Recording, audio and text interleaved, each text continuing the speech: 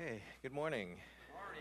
Good to see everyone. I always enjoy being able to come in here. I don't know if you enjoy it as much as I do, but I always enjoy. Can you turn me a little lower? But I always enjoy it. Part of it is it's just nice to see all of you. You know, people that I've seen for the last 13 years and just fellowshipped with. I think the other part, I was thinking about why, and I think one of the things that I've realized is I've served in two other churches before, two Korean churches, where I've gone into the KM services to preach from time to time, and sometimes the language is always difficult. But I think one of the things that I noticed very early on in my time here at this church, one of the things I've come to appreciate more and more as I've been here is every time I've come in here, I always see a congregation that wants to hear the word, that wants to know the word, that wants to live God's word. And I think that's a very, very unique thing. And so I think every time I come in here, I'm always encouraged. I always, as a pastor, that's the only thing that I think we want to see from our congregations or from our churches. And so it's always good to be able to come in here and see the hunger that all of you have for God's word. I know that's one of the things that's going to sustain the church. As Pastor Chuang has left, it's really sad, but I know that is the thing that's going to sustain us through this time is God and God's word as we hold on to him. So I am glad to be here today. I'm actually going to be here regularly for, the next months or however long it takes, so I'm looking forward to that. I wanted to come today, and I wanted to go into 1 Corinthians 10, because it's one of my favorite chapters in the Bible. It's one of my favorite sections in the Bible. In a lot of ways, it gives us this picture of spiritual growth, and it helps us understand the really big, challenging part of spiritual growth, which is how to deal with sin, how to deal with challenges, how to deal with temptations, how to deal with suffering. That's the funny thing about the Christian life is, like when you become a Christian, I became a Christian 35 years ago, so a long time ago. When I became a Christian, I thought that the moment I became a Christian, everything would change in me. I would immediately not be tempted, and I would have an easier time with life and with different things going on. And I think one of the things that I noticed very early on is I had the same struggles, the same temptations, the same sins, the same problems. And in a lot of ways for us, it can be discouraging, right? That we become Christians or that we've been Christians for a long time and things don't change as much as we think they're supposed to. In a lot of ways, growth takes time. It doesn't happen instantaneously, doesn't happen right away. When you look at your children don't change right as you look at them. They change little by little. If you think about an acorn, you put an acorn into the ground, and when you put it in the ground, you put water on it, you don't get up the next day and see a full tree, right? It takes time. The acorn has to start sprouting roots. The roots has to go into the ground. It has to anchor into the ground. And then little by little, you see the tree start to emerge. And over the years, the tree becomes stronger and bigger and more beautiful. And in a lot of ways, that's what happens to us. The gospel it takes time for it to root into our hearts and to make us strong. And so today, as we go into Scripture today, we're going to be looking at 1 Corinthians 10. And like I said, 1 Corinthians 10 is primarily about temptation and about sin. This is a passage that when I first became a Christian, this is one of the first passages I read, one of the first verses that I memorized, because it was that important to me as I started my walk, as I started to follow Jesus, was this issue of sin. And so I wanted to bring, I know that everyone here has heard all the things that I'm going to say, but I want to say it anyways just to encourage us and just to remind us and to root us even deeper. So as we look at this passage today, 1 Corinthians 10, we're going to see four things about sin. We're going to see first the personalness of sin. Second, we're going to see the seriousness of sin. Third, we're going to see the depth of our sin. And then fourth, we're going to see the hope that we find in our sin, which is kind of a weird thing to say, but there is hope in our sin. So first, the personalness of sin. Let me read verses 1 through 6 again, and we'll get a sense of what the Apostle Paul is saying. 1 Corinthians chapter 10, verses 1 through 6. It says, "For I do not want you to be unaware, brothers, that our fathers were all under the cloud and passed through the sea, and all were baptized into Moses in the cloud and in the sea, and all ate the same spiritual food and drank the same spiritual drink, for they drank from the spiritual rock that followed them, and that rock was Christ. Nevertheless, with most of them God was not pleased, for they were overthrown in the wilderness. Now these things took place as examples for us, that we may not desire evil as they did." Now, what's happening here is the Apostle Paul is writing to a church, and the church that he's writing to in Corinth is a church that has a lot of problems. It's a church that's divided. It's a church where they've divided up into groups, and they argue, and they bicker, and they point fingers at each other. They blame each other for the problems. And essentially what the Apostle Paul does is he takes this story, this account of Israel going through the wilderness, and he says all of them saw the same things. They experienced the same blessings, they experienced the same miracles, and yet they all grumbled and complained, right? They all didn't trust God when times got difficult. And what's really interesting is what Paul wants them to understand is that he wants them to understand the personalness of sin. Right? He's speaking to the entire church, not just to these people who are making problems, or those people who are making problems, or these people who are saying bad things, or these people who are saying bad things. He's saying it to all of them, but it's this reminder of the personalness of sin, that all of them are sinners, right? That all of them are sinners, not just those other people, not just the people that they're angry at or the people that they're against. And I think that's important because in a lot of ways when we think about sin, when we talk about sin, it's so easy to see other people sin, right? Like if you're married, you get into a fight with your spouse, what do you see? You just see her sin. You see his sin. It's really hard to see your own sin, right? It's really easy to see other people sin, what other people are doing wrong, their faults, their problems. It's easy to blame. It's easy to say they're the reason. But it's hard to see our sin. And what the Apostle Paul is doing is he's saying, we all need to see our own sin. We need to look at ourselves. We need to understand what's wrong with us. And it's really hard to do that. It's so easy to see other people sin. It's so easy to look at ours and to think it's not that bad, to rationalize it, to ignore it, right? To excuse it. For instance, like if you're driving on the highway and someone cuts you off, you go, what a terrible driver. What a terrible person. I mean, they don't know how to drive. Why do they even have a license? They should take their license away.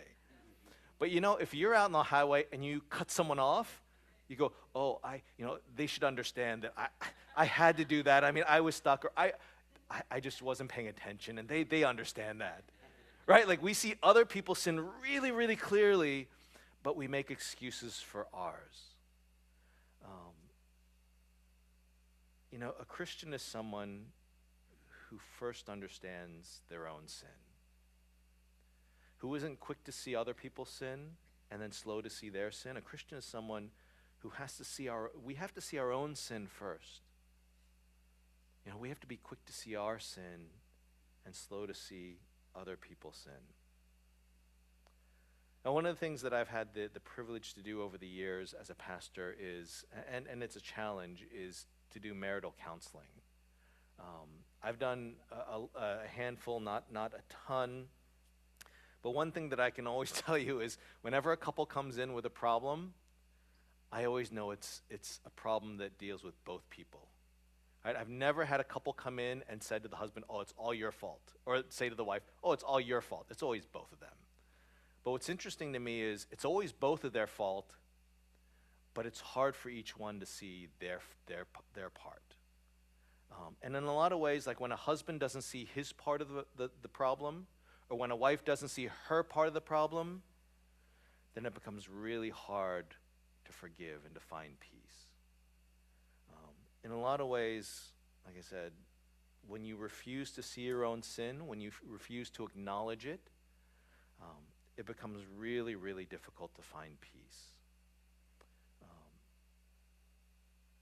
Have we taken our own sins seriously? Have we seen our own sin?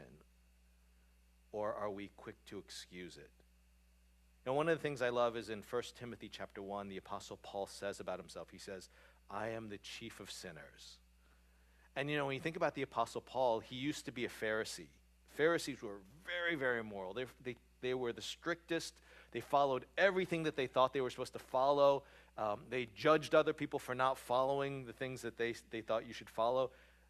The Apostle Paul was morally upright, and when he called himself the chief of sinners, what he meant was this. He could be in a room full of evil people, but the sin that mattered to him was his own sin.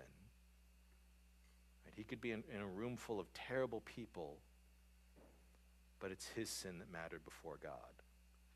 And in a lot of ways, that's where growth starts. Growth starts when we take our own sin seriously, when we look at ourselves, not other people, and when we stop rationalizing and excusing our sin. Growth starts when we take our sins seriously. All right, so that's the first thing. That's the personalness of sin. We have to see our sin. Second thing is we see the seriousness of sin. If you go to verse 6, it says, now these things took place as examples for us that we might not desire evil as they did. Do not be idolaters as some of them were. As it is written, the people sat down to eat and drink and rose up to play. We must not indulge in sexual immorality as some of them did, and 23,000 fell in a single day. We must not put Christ to the test as some of them did and were destroyed by serpents, nor grumble as some of them did and were destroyed by the destroyer. Now, if you notice, the Apostle Paul lists out some of the sins of the Israelites when they were in the wilderness. He says that one of the big sins that they all fell into was sexual immorality, and God punished them for that. He said another sin that they fell into was they grumbled against God. Right? Another sin is they complained against God. Right? They didn't trust God.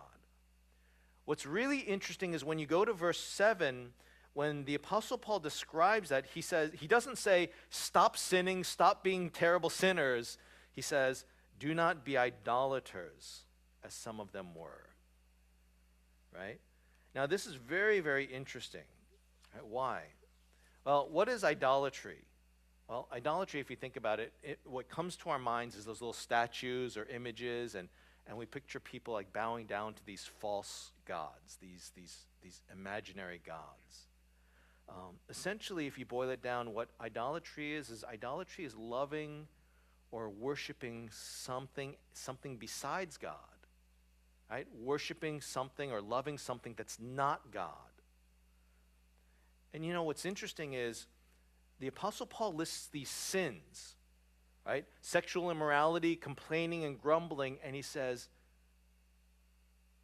there's something underneath the sexual immorality. There's something underneath the complaining. There's something underneath the grumbling, and that's idolatry.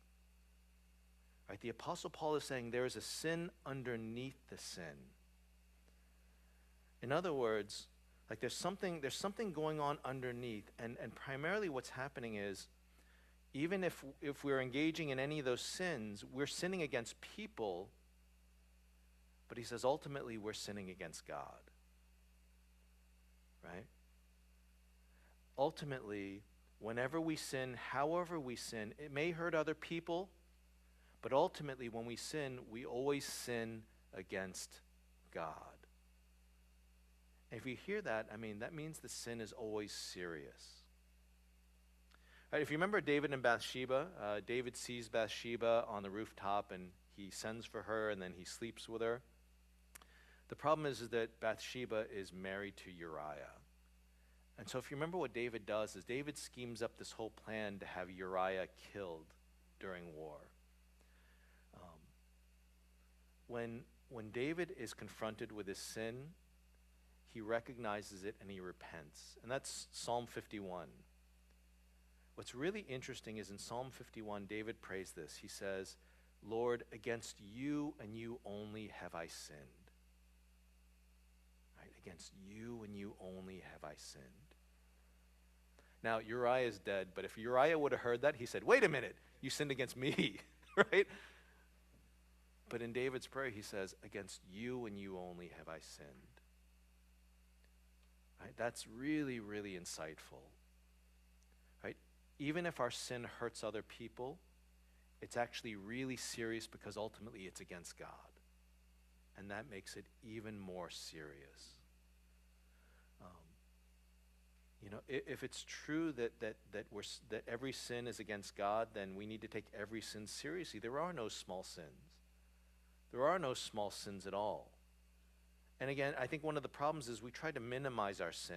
And when we minimize it, we don't want to take it seriously. For instance, there's people who struggle with anger.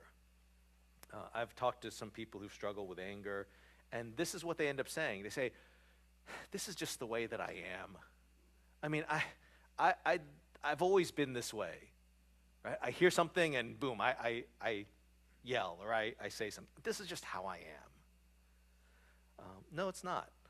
That's a terrible sin. And it's not a small thing. This is against God. Or I've heard people say this. When it comes to something like gossip, well, everyone does it. It's not hurting anyone. Or the spiritual part, I just need to hear so I can pray. I can pray for those people. I can pray for, and they minimize it. That's not a big deal. But it is. Right? If every sin is ultimately against God, then even small sins aren't small. And we can't minimize it. We can't excuse it. We can't push it off to the side. We can't compare it to other people's and say, mine's not as bad. Right? Every sin is serious. Right? Every sin matters because it breaks not just the rule of God, it breaks the heart of God. We need to take sin seriously. That's the second thing.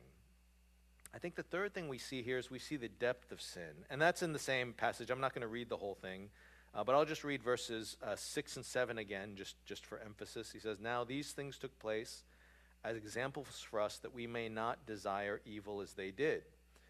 Do not be idolaters as some of them were, for it is written, the people sat down to eat and drink and rose up to play.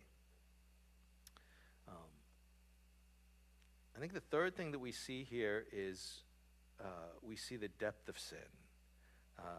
As I mentioned, the Apostle Paul calls their sin idolatry. Right? He calls it idolatry. And what's interesting is he calls these like outward behaviors idolatry. Right? So he talks about sexual immorality. Sexual immorality is external. Right? It's obviously something you do with your body. It's something that you do with another person.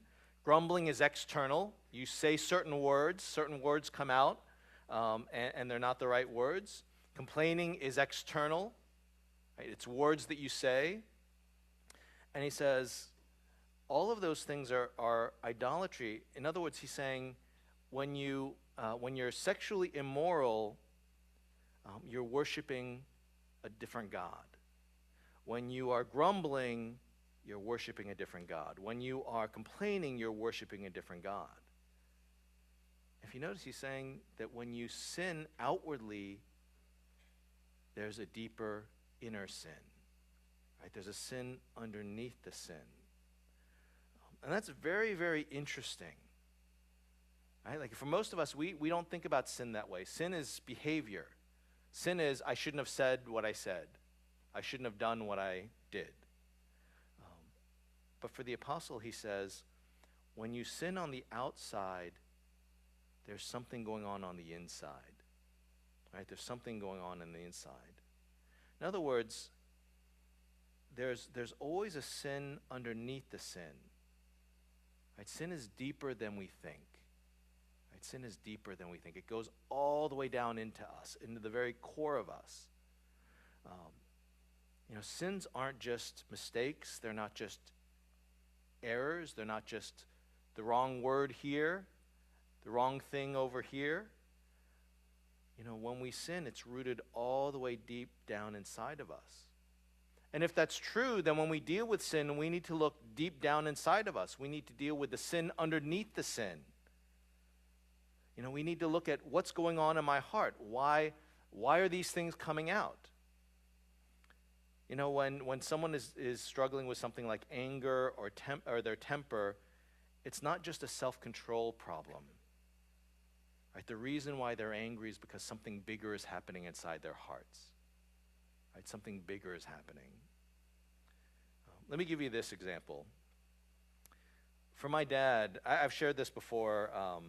My father passed away a handful of years ago, and fortunately, towards the very end of his life, we think he came to trust Jesus, which was a miracle for my father.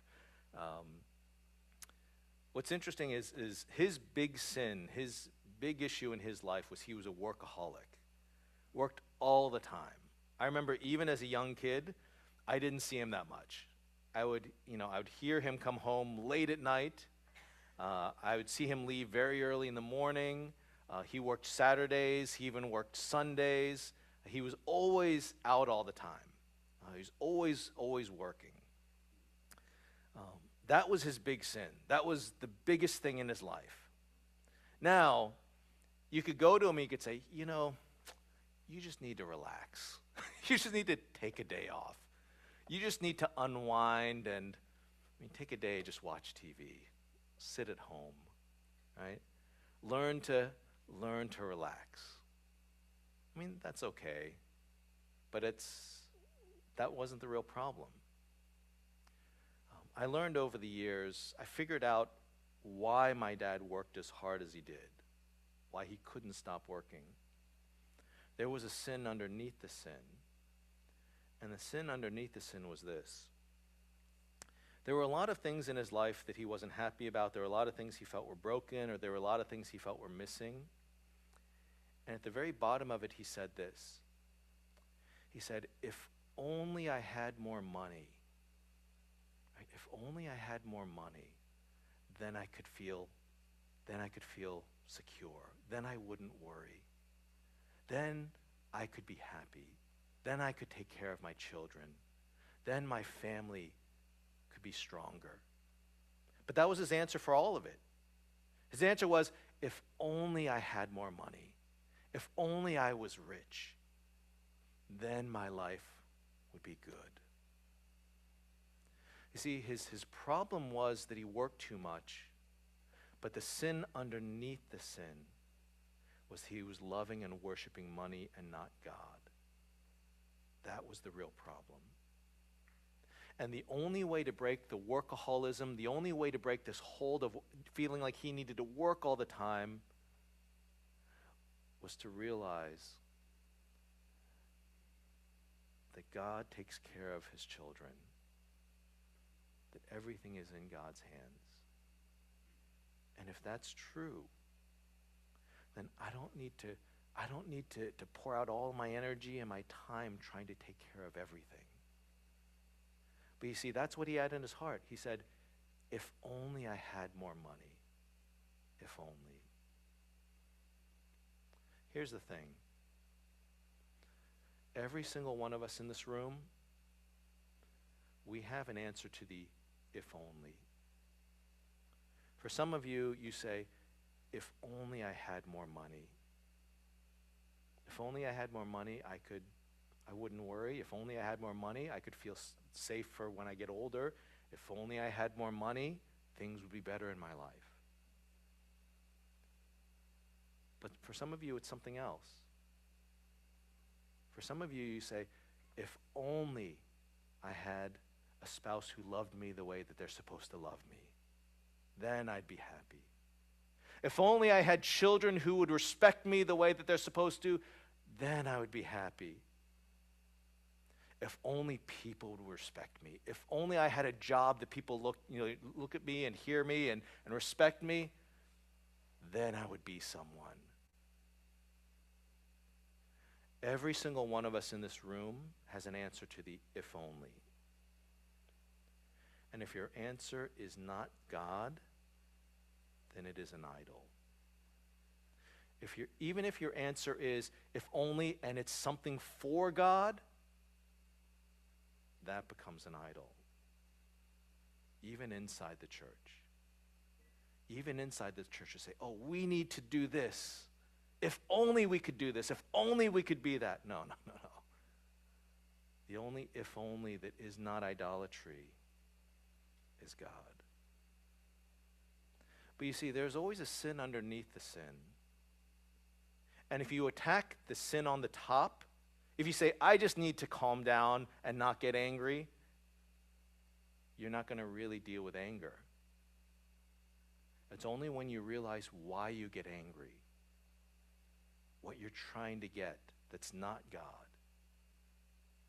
And when you fix that, when you make God your love, when you make him the God that you worship, the anger just dissipates. You no longer have to get angry anymore. But you see, there's always a sin underneath the sin. There's always an answer to the if only. If only I had this. If only I could do that. If only people treated me this way. And if it's not God, it's an idol. Really, that's the way that you and I have to deal with our sins. Our sins aren't just bad behavior. The Apostle Paul says your sin is idolatry. You are loving the wrong thing. You are cherishing the wrong thing. You are centering your life on the wrong thing.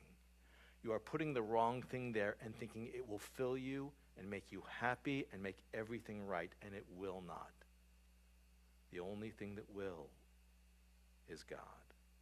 Right? And that's how we have to go deep. That's how we have to look. We have to look underneath our sins. The third thing that we find out here is there is hope in our sin. There is hope in our sin. If you go to verse 13, verse 13 says this. It says, no temptation has overtaken you that is not common to man. God is faithful, and he will not let you be tempted beyond your ability.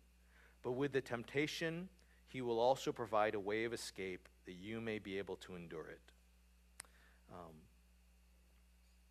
Verse 13 was actually the first verse that I memorized as a Christian. It was the first verse that when I saw it in the Bible, I said, I need this. And so I memorized it.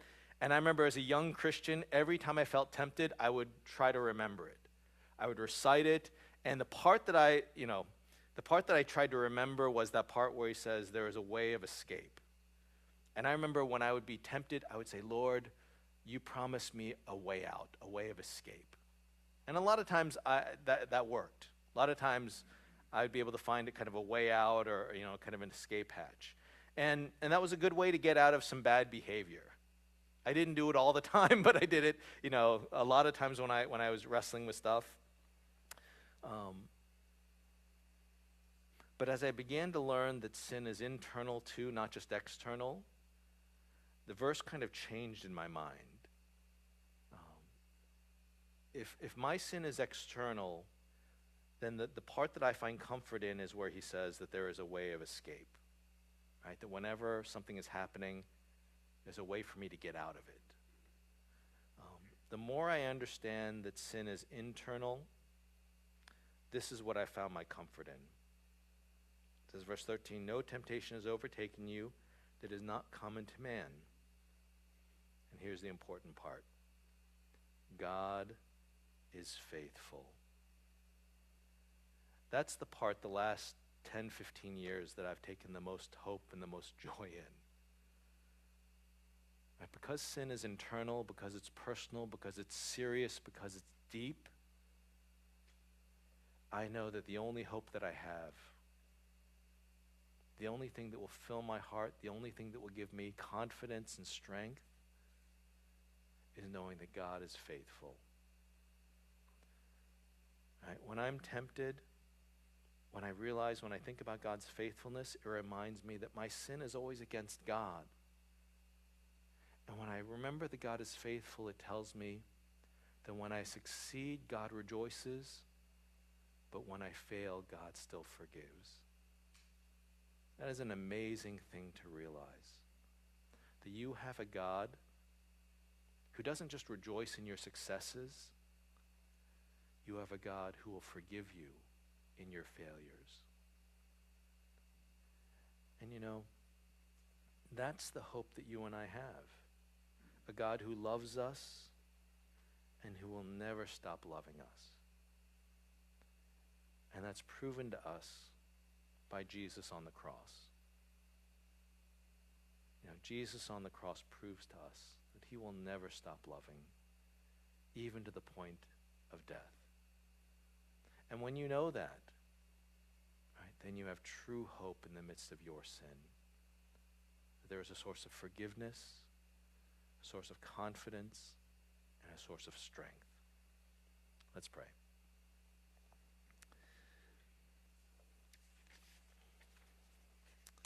And Father, you are our only hope in the midst of sin. Sometimes we want to trust in our self-will, our discipline, our effort. But Lord, the only hope we have in the midst of temptation and trial is Jesus Christ. That he is the one that through him, God is faithful. And Lord, it's the faithfulness of God that comforts us, that helps us, and that heals us. So may we find our joy and our strength and our hope in you. May we take no other idols. But Lord, may we realize that our answer to the if only is you. If only we had more of you, then things would be good. We thank you for that. We pray in Jesus' name. Amen. Amen.